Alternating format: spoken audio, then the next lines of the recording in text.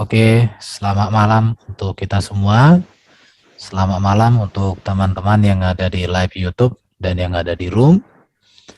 Pada sesi kali ini kita akan bahas satu topik, apakah Yesus pencipta alam semesta?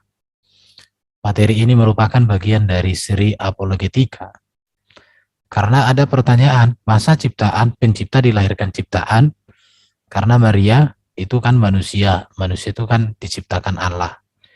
Sedangkan Yesus dilahirkan oleh Maria.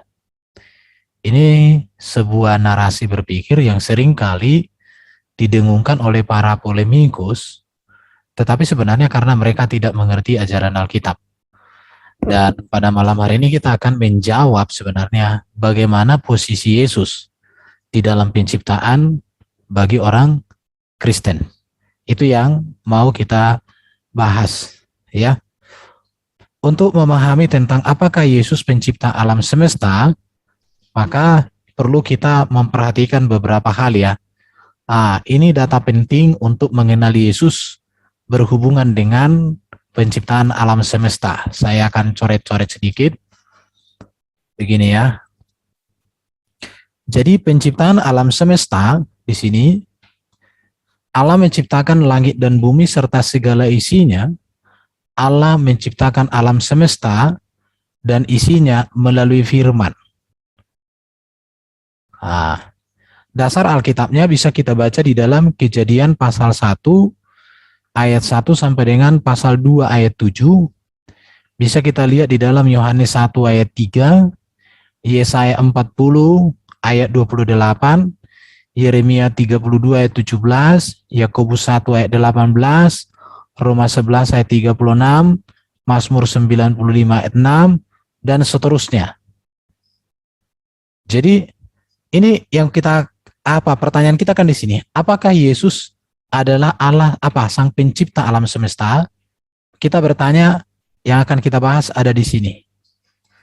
Sedangkan kalau kita mau kaitkan dengan Yesus, ya, Yesus kan ada baru di sini, inkarnasi. Oke. Jadi jelas bahwa penciptaan alam semesta itu sudah terjadi. Apakah Yesus sang pencipta sedangkan Yesus baru ada di inkarnasi firman itu? Oke.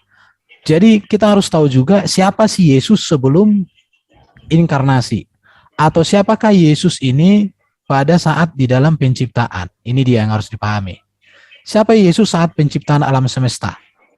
Di mana Yesus berada, sebagai apa Yesus berada? Maka untuk memahami itu, ini penting untuk dipahami apa itu prainkarnasi. Jadi sebelum Yesus inkarnasi firman menjadi manusia, dia ada di dalam tahap prainkarnasi. Artinya apa di sini? Bahwa ia ada sebagai firman yang kekal ada dalam diri Allah. Oke. Bahkan Allah menciptakan alam semesta itu melalui firman. Dasar Alkitabnya di sini, Yohanes 1 ayat 1 sampai 12, Yohanes 17 ayat 5, 26, 24, dan Yohanes 8 ayat 42. Jadi, di dalam penciptaan atau di dalam prainkarnasi Yesus, maka dia ada sebagai firman Allah yang kekal dan maha di dalam diri Allah. Jadi jarak antara penciptaan Adam dengan jarak inkarnasi Yesus atau Yesus dilahirkan, itu ada jaraknya sekitar 4.000 tahun lebih. Ya. Jadi jarak antara penciptaan Adam dan Hawa dengan Yesus hadir di dunia sebagai manusia, jaraknya itu sekitar 4.000 tahun lebih. Jadi di sini boleh dikatakan pada masa ini, pada masa penciptaan atau pada masa prainkarnasi, firman Allah itu bentar ya, kok jalan. Firman Allah dinyatakan dalam teofani. Ini pernah kita bahas di dalam seri pelajaran kita tentang ada suara. Ada materi kita kemarin tentang apa itu firman, ya. Kemarin itu pernah kita bahas tentang firman dalam konteks PL itu membra atau dafar. Bahkan ketika Adam melihat Tuhan berjalan-jalan di Taman Eden itu adalah firman atau memra Elohim yang hadir dalam bentuk teofani. Jadi pada masa penciptaan atau prainkarnasi, maka firman itu sudah teofani. Ini tentu tidak dipahami oleh para polemikus. Artinya teofani di sini adalah firman menampakkan diri dalam rupa malaikat, dalam rupa manusia, dalam rupa suara, dalam api, atau dalam terang cahaya. Jadi firman sebelum inkarnasi ke sini, memang firman itu sudah berteofani, yaitu datang dia dalam rupa malaikat. Maka ada dituliskan di dalam Alkitab itu malaikat Tuhan, itu teofani firman. Dalam rupa manusia, contoh Abraham bercakap-cakap. Dalam rupa suara seperti Musa. Dalam api juga Musa begitu. Dalam terang demikian juga. Kemudian setelah untuk mengenali Yesus ini, maka kita harus melihat setelah inkarnasi firman. Setelah inkarnasi firman, tentu itu melalui rahim perawan Maria. Ia adalah manusia sempurna yang dikandung dan dilahirkan serta dibesarkan oleh Maria. Tetapi kita tahu bahwa Maria di sini kan perawan. Artinya bahwa anak yang ada di dalam rahim Maria ini bukan benih biologis dia, tetapi itu adalah inkarnasi firman di dalam rahimnya. Maka manusia Yesus itu adalah manusia ilahi sekaligus juga manusia insani. Dasar Alkitabnya di sini, firman itu menjadi manusia.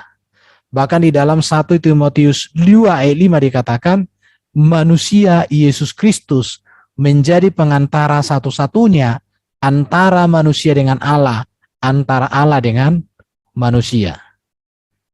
Kemudian kita harus paham juga tentang Yesus dimuliakan. Jadi inkarnasi di sini itu berbicara tentang mulai kelahiran atau dikandung sampai dia naik ke surga. Jaraknya waktu ini butuh waktu sekitar 33 tahun lebih atau sekitar 34 tahun lah bisa. Jadi di dalam kehidupan Yesus, di dalam inkarnasinya, dia adalah pribadi yang sempurna di dalam ajarannya, di dalam etika dan moral, di dalam perbuatannya, di dalam janjinya, dan semuanya dia berkarya dengan sempurna.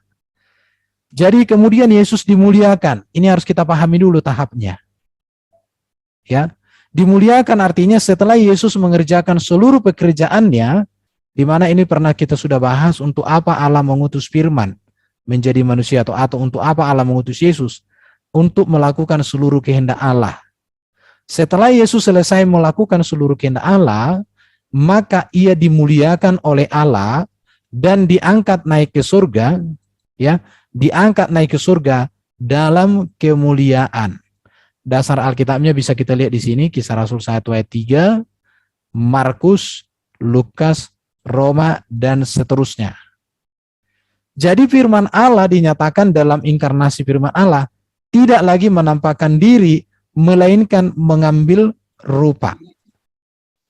Menampakkan diri itu teopani, itu ada di dalam konteks PL atau di dalam prainkarnasi. Tetapi ketika mengambil rupa manusia, ini terjadi ketika sudah menjadi manusia di dalam rahim Maria. Kemudian kita harus pahami juga tentang Yesus di akhir zaman. Ia pada zaman akhir atau akhir zaman dikatakan bahwa Yesus datang sebagai hakim yang adil, raja segala raja. Jadi bukan Yesus datang nanti untuk mematahkan salib dan membunuh babi. Datangnya pula di tanah Arab, itu bukan Yesus. Itu Isa, terserahlah. Dasar Alkitabnya ada di sini, semuanya ada lengkap. Dan nanti dari zaman Yesus akan membinasakan iblis. Kalau di dalam karya Yesus ketika dia inkarnasi sebagai manusia, maka dia belum membinasakan iblis, tapi mengalahkan. mengalahkan iblis, mengalahkan maut. Tetapi pada zaman akhir atau akhir zaman Yesus datang, maka dia bukan lagi mengalahkan iblis, bukan lagi mengalahkan maut, tetapi dia membinasakannya untuk selama-lamanya. Bisa dibaca di sini. Dari apa yang saya jelaskan ini, teman-teman, ada mungkin mau diperdalam dulu? Tidak, Pak. Jadi sudah dimengerti ya. Jadi di sini yang harus dipahami, pada konteks penciptaan, memang Allah menciptakan. Bagaimana cara Allah menciptakan? Melalui firman-Nya. Jadi Yesus sebelum inkarnasi, maka dia adalah firman yang ada di dalam diri Allah, yang olehnya Allah menciptakan segala sesuatu. Kemudian inkarnasi firman itu melalui proses kelahiran sebagaimana manusia yang normal pada umumnya. Tetapi dia bukan benih biologis manusia. Apa sih peran firman di dalam konteks PL? Maka dia teofani. Teofani itu artinya apa? Firman hadir dalam rupa malaikat, dalam rupa manusia, dalam rupa suara, dalam rupa api, dalam terang, dan sebagainya. Tetapi ketika firman berinkarnasi jadi manusia, maka dia bukan lagi menampakkan diri dalam rupa manusia, tetapi sudah mengambil rupa manusia. Maka dikatakan firman itu berkemah di dalam daging. Di situ ya. Oke, saya lanjut dulu. Jadi bagaimana Allah menciptakan? Kita akan melihat penegasannya ya. Bagaimana cara Allah menciptakan? Kita lihat Kejadian pasal 1 ayat 1 sampai dengan pasal 2 ayat 7. Tapi kita tidak baca semua, teman-teman bisa baca sendiri nanti di kitabnya. Dikatakan di sini bahwa pada mulanya adalah firman. Pada mulanya Allah, dikatakan di sini ya. Pada mulanya Allah. Ini ada hubungan dengan Yohanes sebenarnya. Yohanes 1. Dikatakan pada Yohanes 1, pada mulanya adalah firman. Sedangkan di sini pada mulanya adalah Allah. Artinya Allah dan firman Allah itu adalah sama-sama permulaan. Mengapa Allah dan firman-Nya sama-sama permulaan? Karena firman Allah ada di dalam diri Allah. Karena firman Allah kekal di dalam hakikat Allah yang kekal. Maka Kejadian 1 dengan Yohanes 1 itu sama-sama menggunakan pada mulanya. Baru dikatakan roh Allah melayang-layang atau seperti induk ayam mengerami, memberikan kuasa, memberikan energi. Baru dikatakan nanti dalam kalimat-kalimat berikutnya, berfirmanlah Allah, jadilah terang. Berfirmanlah Allah, jadilah benda-benda penerang. Berfirmanlah Allah, jadilah cakrawala. Berfirmanlah Allah, jadilah pohon-pohonan, binatang-binatang, dan seterusnya. Jadi, jelas sekali bahwa Allah menciptakan alam semesta melalui firman-Nya. Firman-Nya di dalam dirinya, bukan ciptaan. Kemudian kita melihat di dalam Mazmur 33:6 ya. Oleh firman Tuhan, langit telah dijadikan. Artinya Allah menjadikan segala sesuatu oleh firman. Tetapi para polemikus seringkali memandang bahwa firman ini ciptaan. Ciptaan katanya ini. Tetapi di dalam Alkitab firman tidak ciptaan karena firman itu ilmu hayat pengetahuan Allah. Kalau firman Allah ciptaan Allah berarti Allah pernah tidak punya pengetahuan, artinya Allah yang bodoh. Jadi kalau ada Allah tidak memiliki firman, maka itu bukan Allah. Itu lebih tepat disebut batu atau patung atau gunung, ya. Di situ atau batu apalah, batu cadas. Kemudian di dalam Yesaya 55 ayat 11 dikatakan, firmanku yang keluar dari mulutku. Artinya firman Allah ada di dalam diri Allah. Maka Allah bisa keluarkan firman itu dalam bentuk perkataan. Perkataan yang berkuasa. Maka di dalam Kejadian, berfirmanlah Allah. Jadi firmanku yang keluar dari mulutku akan melaksanakan apa yang ku kehendaki. Artinya bahwa firman Allah itu adalah kuasa Allah atau hikmat Allah, pengetahuan Allah, pikiran Allah yang maha kuasa dan berkuasa.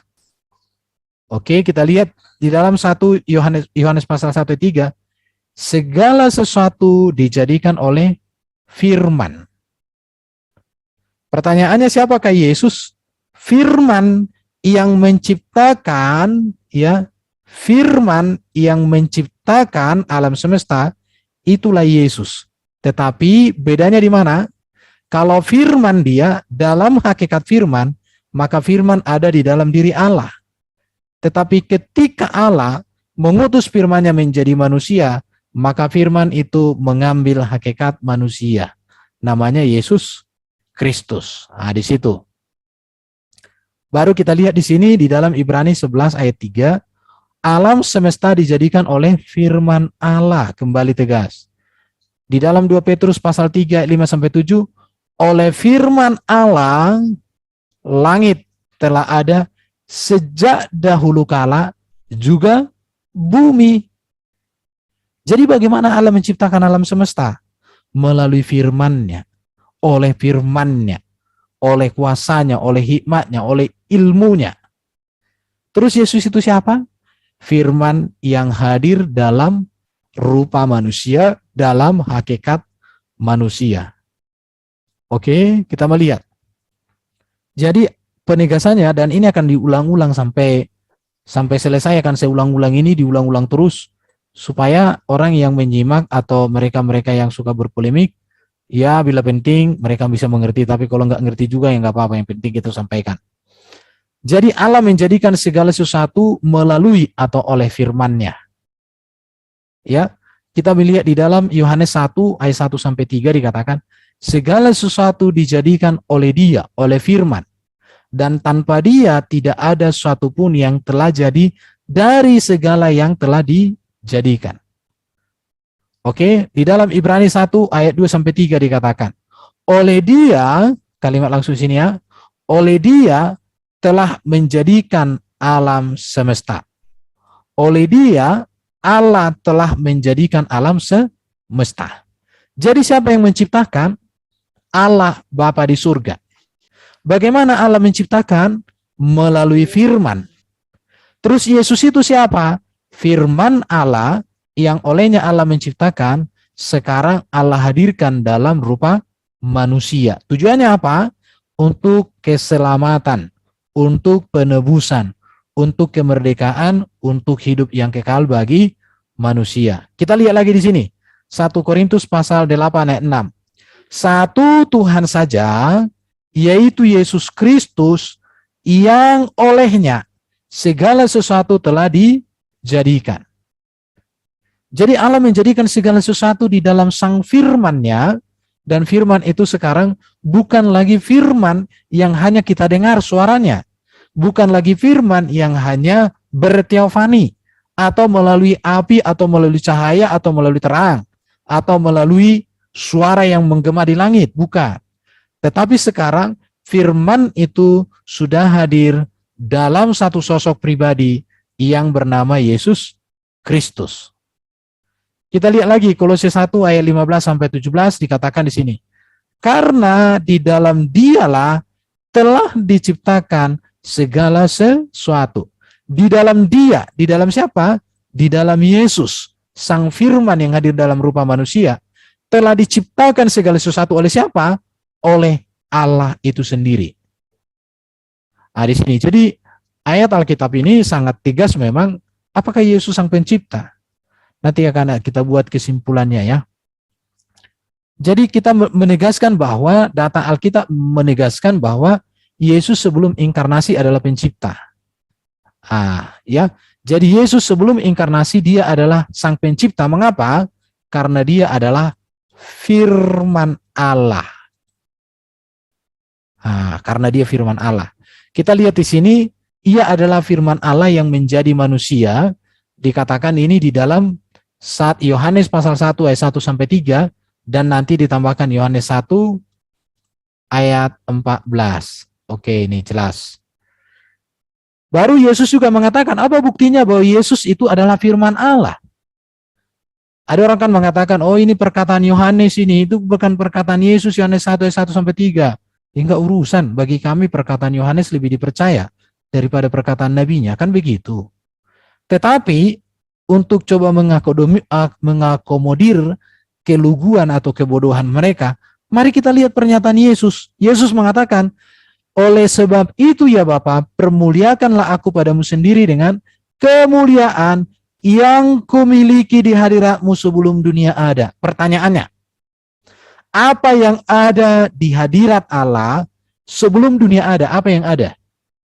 Yang ada ya firman Allah. Yang ada ya roh Allah. Kita lihat lagi di sini, di ayat berikut ya. Ya Bapa, aku mau supaya dimanapun aku berada, mereka juga berada bersama-sama dengan aku. Mereka yang telah Engkau berikan kepadaku, agar mereka memandang kemuliaanku yang telah Engkau berikan kepadaku. Sebab, perhatikan di sini, Engkau telah mengasihi aku sebelum dunia dijadikan. Ya, jadi sebelum dunia dijadikan, Allah sudah mengasihi Yesus. Loh, kok bisa? Karena Allah mengasihi dirinya, mengasihi firman-Nya dan roh-Nya. Ya sama seperti kita mengasihi firman. Pikiran kita kok. Kalau kita nggak mengasihi pikiran kita nggak jaga pikiran kita. Apalagi Allah. Teman-teman bisa dipahami ya? Bisa, Pak. Nah, jelas ya. Jadi ini yang tidak dipahami oleh para polemikus itu. Jadi kalau dikatakan bahwa Yesus adalah firman, itu terbukti dengan dikatakan bahwa Bapa telah mengasihi Yesus sebelum dunia dijadikan. Pertanyaannya, apa yang ada sebelum dunia dijadikan? Ya firman-Nya sudah ada. Baru ini lagi, kalau dikatakan ini nanti malaikat, oh malaikat sudah diciptakan Allah sebelum dunia dijadikan. Maka ada pernyataan Yesus lagi di dalam Yohanes 8 ayat 42. Kata Yesus kepada mereka, jikalau Allah adalah Bapamu, kamu akan mengasihi aku, sebab aku keluar dan datang dari Allah. Aku datang bukan atas kehendakku sendiri, melainkan Dia yang mengutus aku. Malaikat itu bukan dari datang dan keluar dari diri Allah, bukan. Kita udah pernah bahas malaikat. Malaikat itu diciptakan. Tapi diciptakan dari mana kita tidak tahu. Karena tidak ada datanya. Kalau di Muslim dikatakan malaikat diciptakan dari cahaya dan diciptakan dari api. Berarti sebelum Allah menciptakan malaikat, berarti Dia menciptakan api dulu. Dia menciptakan cahaya dulu tentunya. Pertanyaannya, kapanlah cahaya dan api diciptakan?